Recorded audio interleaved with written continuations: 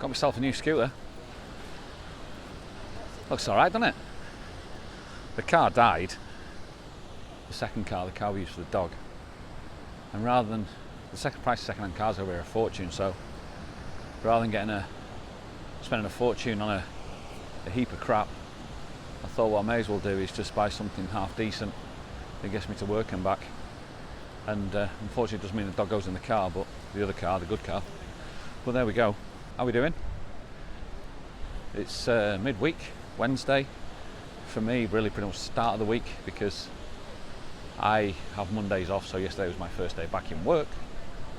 And I've already put a vlog out, but I don't believe the hype. Thank you very much again. It was the results on that and the responses, the comments are really interesting. There's a lot of stuff I can now go and have a look at, which I'm quite excited about actually. More stuff to look at. As you can see, I've put myself out there, spots where there are people. This guy with a Harley Davidson tattoo on the back of his head. See you get that? Where is it there? Look at that. Harley Davidson tattoo. So I have to talk when I walk. For those of you who know where I am, just put it in the comments if you know. I titled this one "Why I'll Never Get to Vegas," and it's a bit of a weird thing to say, "Why I'll never get to Vegas," but it's quite poignant really. I got sent a photograph of my daughter, Megan, about a week ago, because it came up on her timeline on Facebook. And she says to me, she said, "Look at that, Dad, 7 years ago." So this photograph came through 7 years ago.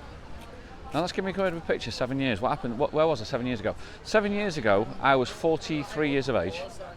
I was living in Newcastle. I was general manager, dealer support manager, dealer principal support for Scotland. People say I was at the peak of the career, of my business career, because I face it, I wasn't really going to get much higher than that. It was doing pretty good. The money was great. I was in the top tax bracket of earning potential. So I was driving a fantastic car with a great house, and it was 7 years ago. And I can't stop looking and seeing how miserable I look, how grey I look, and more importantly to me, how dead behind the eyes I look.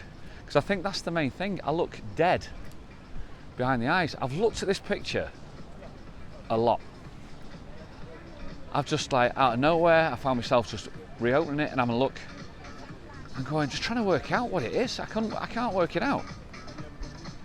It's took me a while to work it out, let's put it that way. I think I've got there. I think, as I said to you before, you think at the time you're at the height, at the pinnacle, and I'm a happy-go-lucky lad. I think I'm a happy-go-lucky lad anyway. I know at the height of the pinnacle of career and family. My 22-year-old daughter at the time is 15. My 18-year-old daughter at the time is 11. We've done Florida twice. And everything should be rosy, really.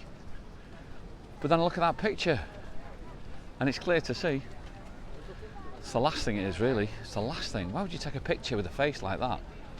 And it's like, it's not an intentional face. It is literally caught in a moment, most probably where the false face hasn't been put on, where the fake smile is. So that's the reality of it. And to be honest with you, it's most probably the start of the downfall of the marriage anyway, at that time. So it's only now when you look back, or I look back, and I can actually clearly see it. I can see it as clear as day. And it was like, what's changed? Because as you get older, I was always under the impression as you get older, your looks go. You get older, you start to look worse for wear. I actually now look at myself compared to that photograph, and I go, right, you know what it is? Yes, I've put more weight on. Yes, I'm nowhere near as healthy, as in physical fitness wise. But I tell you what, I look a damn sight better, and that's what 7 years has done for me.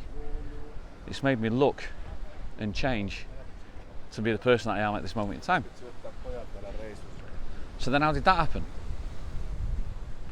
A couple of different people initiated it and helped me initiate it, let's put it that way.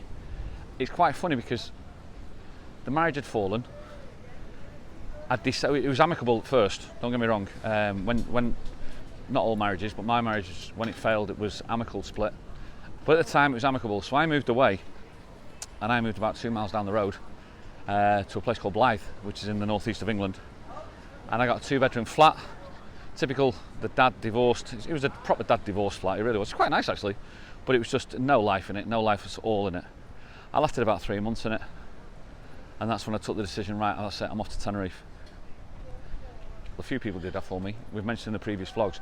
Number one, being bullied at work, in the workplace, being harassed in the workplace was a big factor. Number two, my sister, who lives here, who could see it quite clearly, and she decided intervention, I suppose. Number three, couldn't get out. Even though I was 2 miles down the road, I couldn't get out of the marriage because you just kept getting drawn back into situations. So it was actually better to move further away, whether that be Manchester where I'm from, even London or Tenerife. It's irrelevant because it's still going to take 3-4 hours to get to where you want to go, for anybody to come and see me. So to me, that's why I took the decision for Tenerife.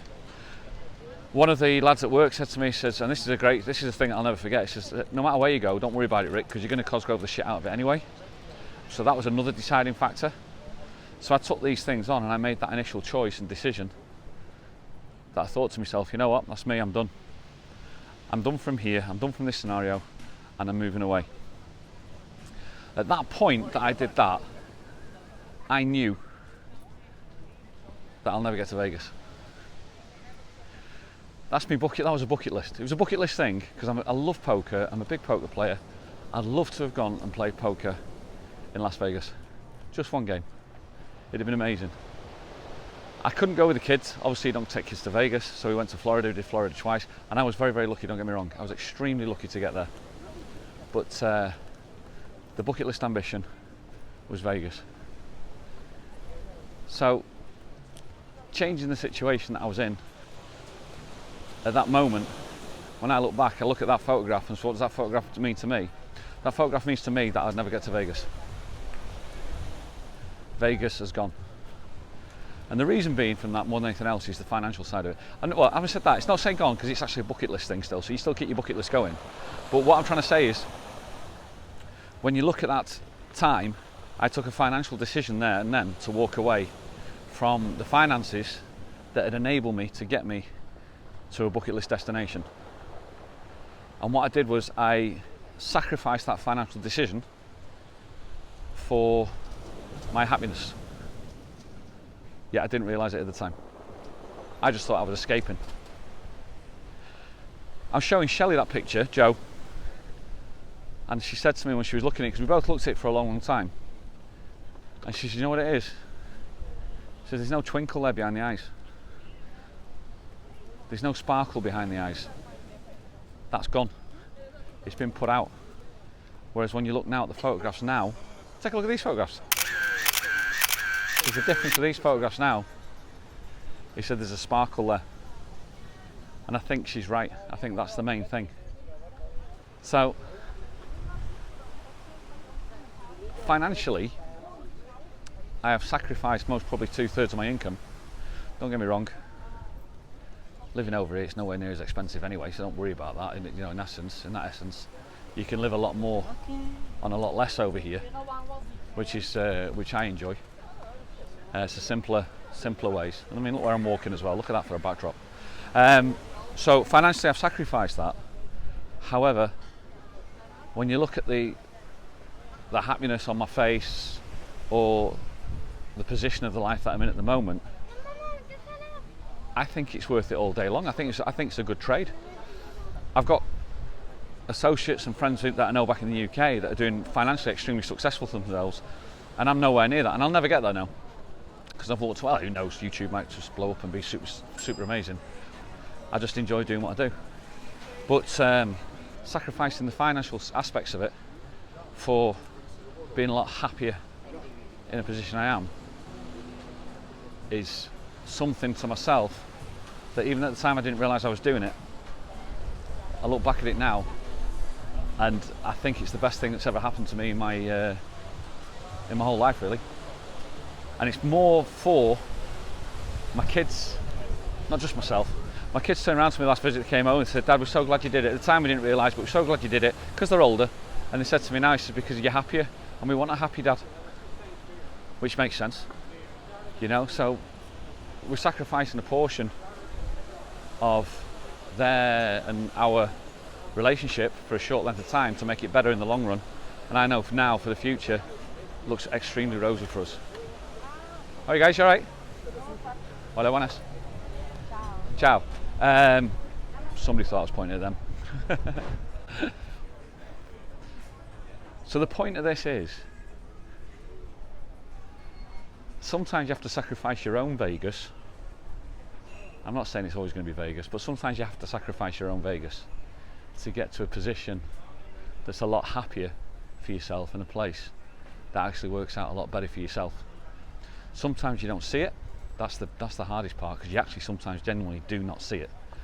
To me, it wasn't a decision of a plan of action. To me, it was escapism. I had to escape, and then through escape, the path became clearer, and as it becomes clearer every single day, and I'm very, very happy to be on the path that I'm on now. But if you're in that position somewhere along the line, if you're in a position where you look at a picture of yourself and you see a picture of yourself like that, do something about it. Do something about it, honestly. It will be, if you can't change the situation, change the situation. That's all I'm saying. That's what I can say.